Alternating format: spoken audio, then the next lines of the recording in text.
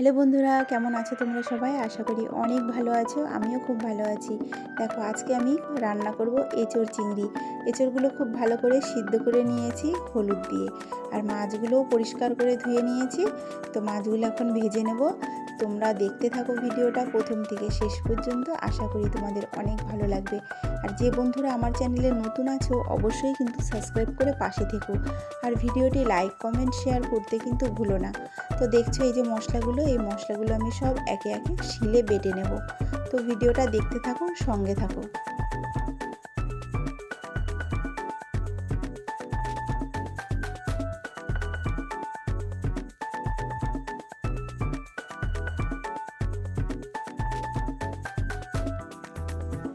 তো মাছগুলো এখন ভেজে নেব। মাছের কিন্তু খুব ভালো করে খোসা ছাড়িয়ে পরিষ্কার করে নিতে হবে। আর মাছগুলো দেখো আমার ভাজা হয়ে গেছে, ঠিক এরকম করে লাল করে ভেজে নেবে। আর সেই তেলে আমি গোটা জিরে আর শুকনো লঙ্কা তেজপাতা ফোড়ন দিয়ে দেবো। আমি একটু কম তেলেই রান্না করি বন্ধুরা, কারণ একটু কম তেল দিয়ে রান্না করলে কিন্তু পেটের সমস্যা একদম হবে না। হ্যাঁ, একটু কম তেলে খাওয়ার চেষ্টা করো তোমরা সবাই, তাহলে সবার পেটের সমস্যা একদমই চলে যাবে।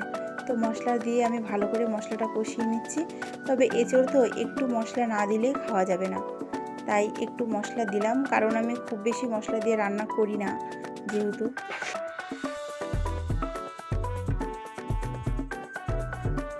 একটু কষানোর সময় যদি একটু হালকা জল দিয়ে কষানো যায় তাহলে কিন্তু তেলটা একটু কমই লাগে। আমি কিন্তু সেইভাবেই এঁচোড়টা কষিয়েছি, যার জন্য দেখো একটু তেলটা কমই লেগেছে। তো এঁচোড়টা আমার কষানো হয়ে গেছে, এখন আমি জল দিয়ে দেবো। তোমরাও তরকারি রান্না করার সময় এরকম একটু হালকা জল দিয়ে কষাবে, দেখবে তেলটা কম লাগবে। তো খুব বেশি জল আমি এখন দেব না, কারণ এঁচোড়টা সিদ্ধ করা আছে, অল্প জলেই আমি রান্না করব।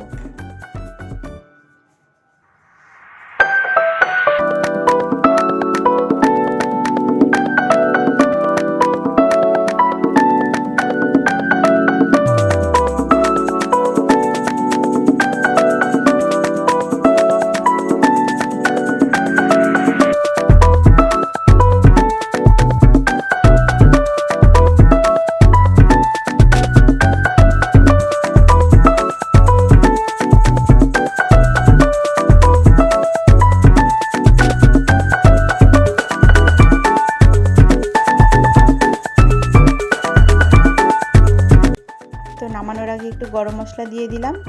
তো আমার এঁচোড় চিংড়ি হয়ে গেছে। তো দেখো রান্নাটা আমার কমপ্লিট হয়ে গেছে। দেখতে কত সুন্দর হয়েছে, খেতেও ঠিক ততটাই সুন্দর হয়েছে। তো আজকে রেসিপি কেমন লাগলো অবশ্যই কিন্তু কমেন্ট করে জানাবে, আর লাইক কমেন্ট শেয়ার করতে একদম ভুলবে না। যে বন্ধুরা নতুন আছো অবশ্যই সাবস্ক্রাইব করে পাশে থেকো। তবে আজকের এঁচোড় চিংড়ি খেতে কিন্তু খুব সুন্দর হয়েছে। তোমরাও বাড়িতে অবশ্যই তৈরি করে খেও। তোমাদের সঙ্গে আবার দেখা হবে নতুন একটা ভিডিও নিয়ে। সবাই ভালো থেকো, সুস্থ থেকো।